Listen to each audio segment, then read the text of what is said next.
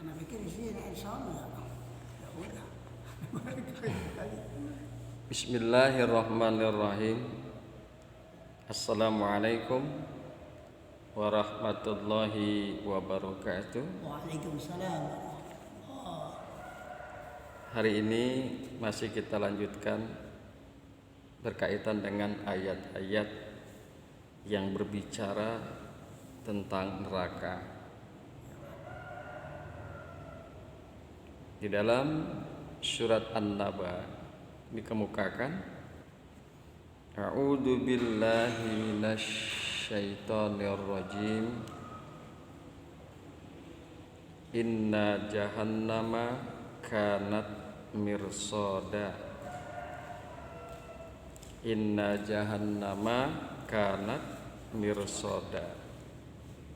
Sesungguhnya jahanam ada tempat pengintaian, ada tempat mengintai, litaghina ma'aba, menjadi tempat kembali bagi orang-orang yang melampaui batas. Litaghina ma'aba, bagi orang-orang yang melampaui batas, ma'aba tempat kembali. Labisina fiha ahqaba, mereka tinggal di dalam jahanam tersebut dalam masa waktu yang lama.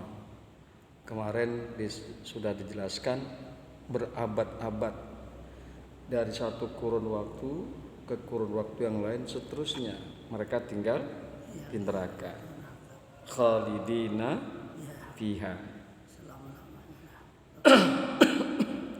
la yazukuna fiha bardan wala syaraban, tidaklah mereka merasakan la yazukuna fiha bardan, tidaklah mereka merasakan yazukuna, tidaklah mereka merasakan fiha di dalam jahanam bardan, kesejukan, ya. Wala syaraban, dan tidak ada air minum yang menyejukkan, ya. Bardan kesejukan untuk tubuh bagian luar, syaraban kesejukan untuk tubuh bagian dalam.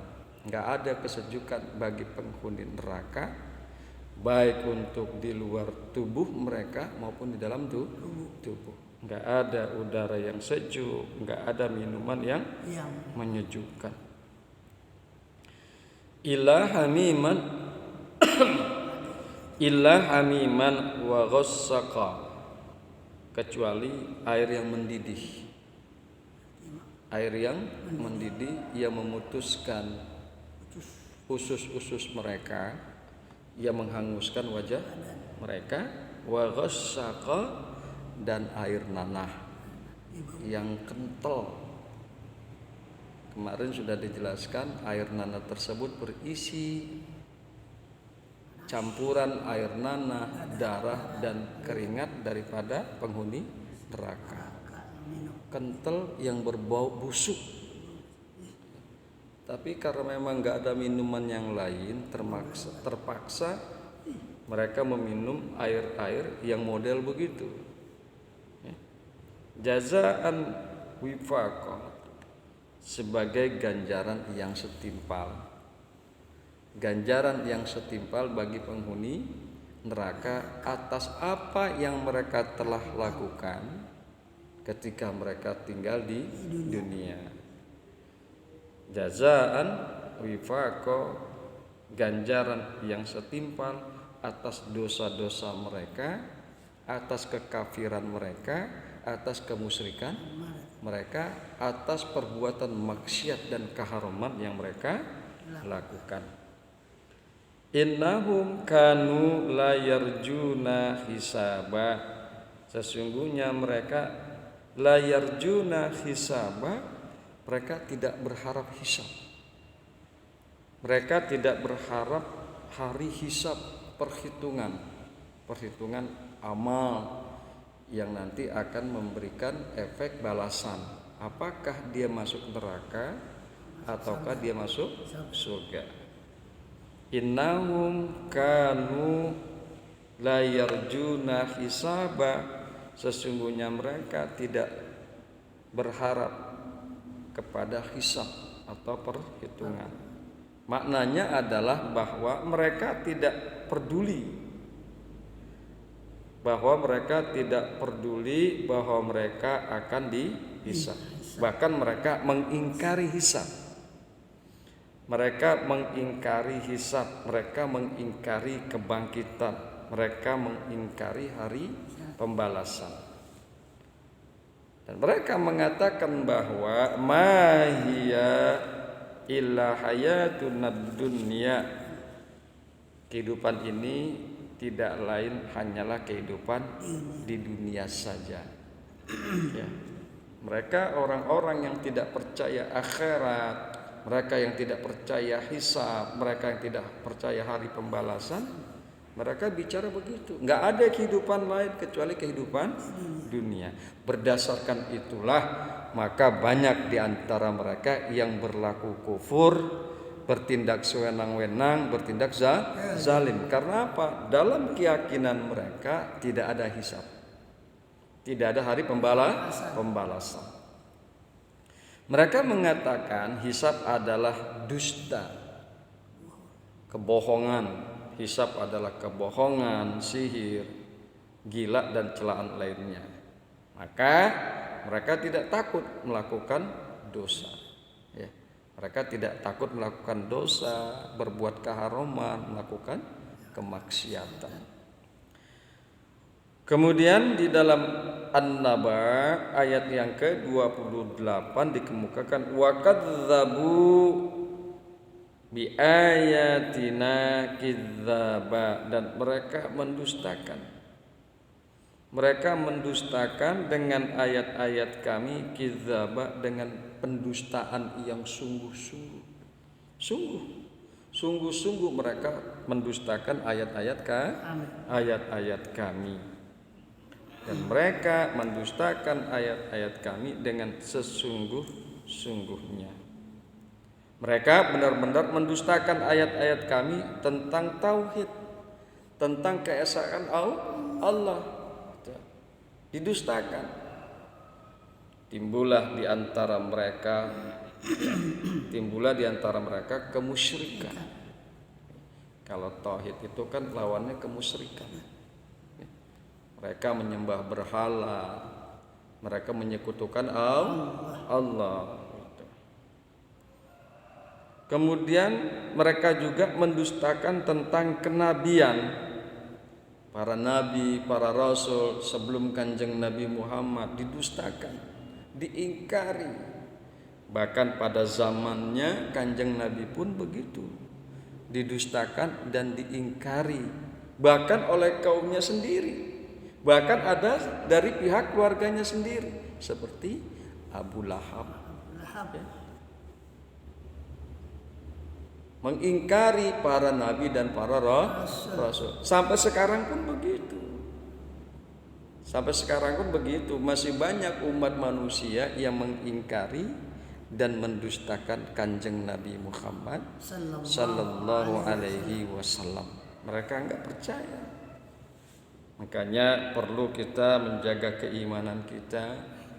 Perlunya kita menjaga keyakinan kita, agar kepercayaan kita, keimanan kita kepada para nabi dan rasul nanti sampai kita bawa di akhirat. Ya. Kemudian mereka juga mendustakan hari kebangkitan. Ya, setelah hari kiamat, ya, maka ditiupkanlah sangkakala oleh malaikat Israfil. Maka bangkitlah manusia-manusia yang telah mati dari sejak zaman Nabi Adam alaihissalam sampai manusia yang terakhir nanti.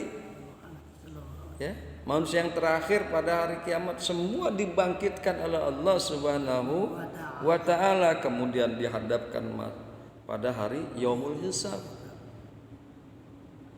Kemudian ada lagi setelah itu hari pembalasan. Siapa orangnya yang berbuat dosa, siapa orangnya yang kufur, kafir, berlaku maksiat dan lain sebagainya, dakhalan naro, mereka masuk neraka.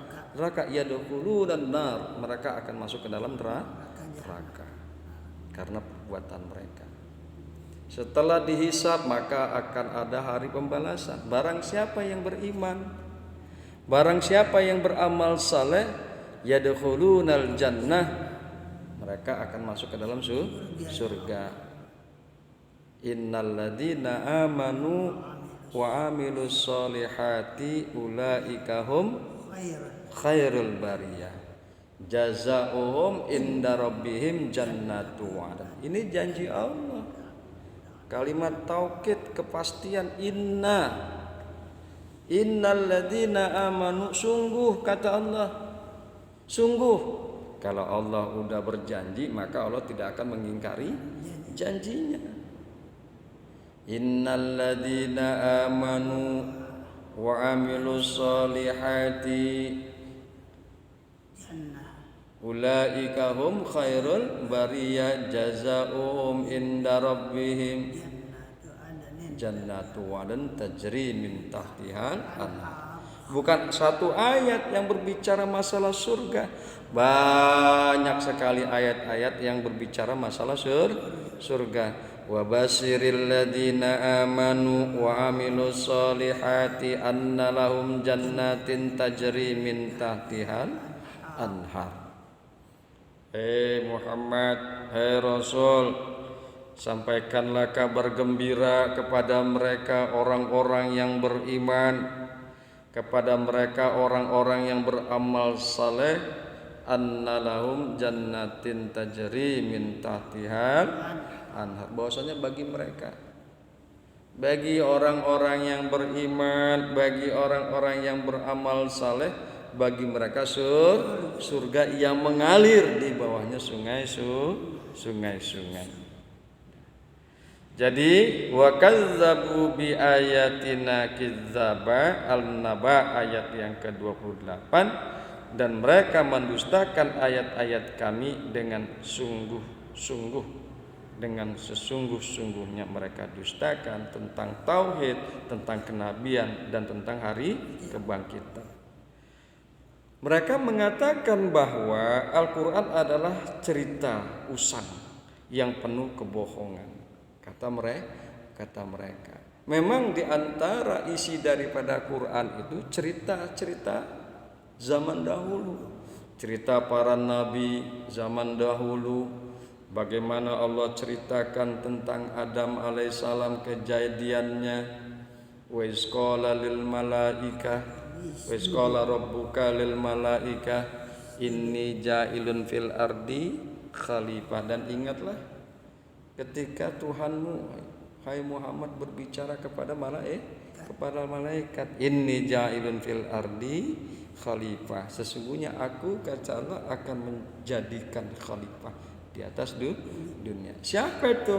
Di dalam tafsir Jalalain yang dimaksud adalah Allah menjadikan Adam. Wa iz qala rabbuka lil malaikah inni ja'ilun fil ardi khalifah. Yang dimaksud di dalam ayat itu adalah Allah menciptakan Adam.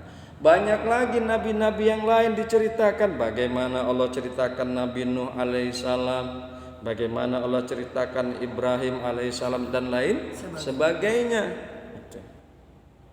Jadi orang-orang yang mendustakan ayat-ayat Allah, ya, mereka mengatakan bahwa Al-Quran adalah cerita usang yang penuh dengan kebohongan. Padahal cerita-cerita itu benar adanya. Bagaimana mungkin Kanjeng Nabi Muhammad tahu tentang cerita Adam kalau bukan dari Allah? Bukanlah Nabi Muhammad itu pengarang Al-Quran. Bagaimana mungkin Nabi Muhammad tahu tentang Nuh alaihissalam dulu ribuan tahun sebelum Kanjeng Nabi Muhammad dilahirkan telah terjadi air bah yang sangat luar biasa yang menimpa Nuh dan kaumnya. Bagaimana mungkin Kanjeng Nabi Muhammad mengetahui tentang peristiwa Ibrahim dan Raja Namrud sampai kanjeng Nabi Ibrahim alaihissalam dibakar. Bagaimana mungkin kanjeng Nabi Muhammad tahu, sedangkan Nabi Muhammad dengan Nabi Ibrahim alaihissalam itu jaraknya ribuan tahun. Semua itu diketahui oleh kanjeng Nabi Muhammad tidak lain dan tidak bukan karena wahyu dari Allah Subhanahu wa Ta'ala. Untuk apa sih Allah menceritakan para nabi dan rasul? Dan juga Allah ceritakan tentang kaum-kaum yang durhaka. Kaumnya Nabi Lut, kota Sodom. Kemudian diceritakan juga kaum Madian dan lain sebagainya, kaum Ad dan lain sebagainya. Untuk apa diceritakan begitu tentang para nabi dan para kaum-kaumnya? Agar umat manusia bisa mengambil pelajaran yang baik dari cerita-cerita masa lalu, agar manusia tidak mendustakan nabi dan rasul. Kalau mendustakan nabi dan rasul, maka akan terjadi musibah laksana musibah yang tertimpa kaum Nabi Lut alaihi salam. Apabila mengingkari nabi dan rasul, maka akan terjadi musibah yang menimpa seperti kaum Nabi Saleh alaihi salam. Gitu. Tapi mereka menganggap bahwa Al-Quran adalah cerita usang yang penuh kebohongan. Nah, perlunya kita mengkaji Quran dari waktu ke waktu, dari masa ke masa. Hudal linnas wa bayyinati minal huda'i wal furqan. Al-Quran itu kan fungsinya begitu. Syahrul Ramadan alladzi unzila fihil Quran hudal linnas wa bayyinati minal huda'i wal furqan. Syahrul Ramadan, bulan Ramadan yang kami turunkan di dalam bulan itu Al-Quran. Hudal linnas, petunjuk bagi manusia, petunjuk bagi seluruh manusia. Bukan hanya orang Islam aja tuh Quran menjadi petunjuk, tapi yang hanya bisa mengambil petunjuk dari Al-Quran adalah orang-orang yang bertakwa. Alif lam mim zalikal kitabul la raiba fihi hudal lil muttaqin. Banyak juga orang yang mengaku Islam tidak bisa menjadikan Al-Quran sebagai petunjuk. Boleh Islam, tapi kan belum tentu takwa. Kalau Islam belum tentu takwa. Kalau udah takwa berarti Islam. Zalikal kitabul la raiba fihi hudal lil muttaqin. Inilah kitab, inilah Al-Quran yang enggak ada keraguan di dalamnya, menjadi petunjuk bagi orang yang bertakwa. Secara global Al-Quran itu petunjuk untuk umat manusia. Tetapi secara spesifik bahwa yang bisa menjadikan Al-Quran sebagai petunjuk hanya orang-orang yang bertakwa. Mudah-mudahan Allah catat kita masuk ke dalam golongan orang-orang yang bertakwa. An-Naba ayat 29, wa kullu syai'in ahsainahu kitaban, dan segala sesuatu kami catat dalam satu kitab, yaitu buku catatan amal manusia. Wa kullu syai'in, dan segala sesuatu, dan segala sesuatu ahsainahu kitaban, kami telah mencatatnya. Kami telah mencatatnya di dalam satu kitab yang berisi tentang perbuatan dan kelakuan manusia. Yang paling kecil dicatat, komok yang paling gede, perbuatan yang paling kecil tercatat di dalam kitab amal tersebut.